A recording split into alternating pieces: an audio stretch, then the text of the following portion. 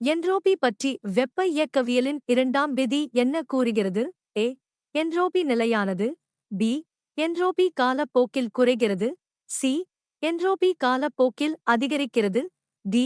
வெப்ப இயக்கவியலில் என்ட்ரோபி பொருத்தமற்றது. பதில் சி. என்ட்ரோபி காலப்போக்கில் அதிகரிக்கிறது. அதிர்வுறும் மின்னூட்டத்தால் உருவாகும் அலையின் பெயர் என்ன? ஏ. ஒலி அலை. பி.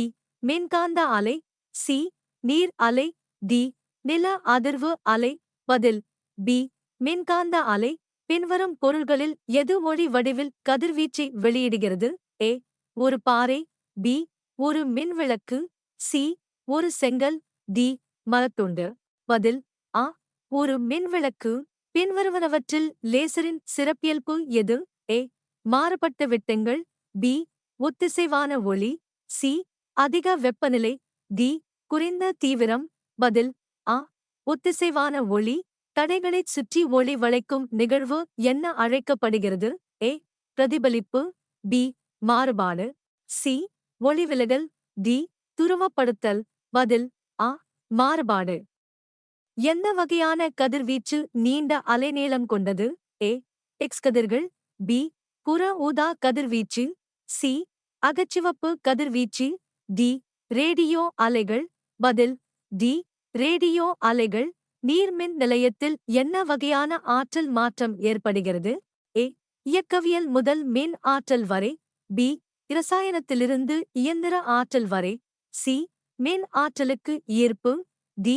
வெப்பத்திலிருந்து இயந்திர ஆற்றல் வரை. பதில் சி. மின் ஆற்றலுக்கு ஈர்ப்பு.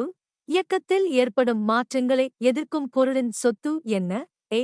மந்தநிலை. பி. புவியீர்ப்பு. சி. உராய்வு. டி. உந்தம். பதில் ஏ. மந்தநிலை. குவாண்டம் இயக்கவியலில் குவாண்டம் என்ற சொல் எதைக் குறிக்கிறது? ஏ. ஒரு துகள் வேகம். பி. ஒரு துகள் நிறை. சி. ஆற்றலின் தனி அலகு. டி. ஒரு நிலையான இயக்கம். பதில் சி.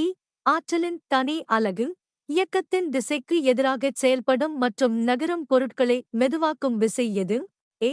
பதற்றம். பி. உராய்வு. சி. இயல்பான படை. டி. ஈர்ப்பு விசை. பதில் ஆ. உராய்வு. பின்வரும் உறுப்புகளில் எது பொதுவாக குறைக்கடத்தியாக பயன்படுத்தப்படுகிறது? ஏ. சிலிக்கான். பி. தாமிரம். சி. அலுமினியம். டி. தங்கம். பதில் ஏ.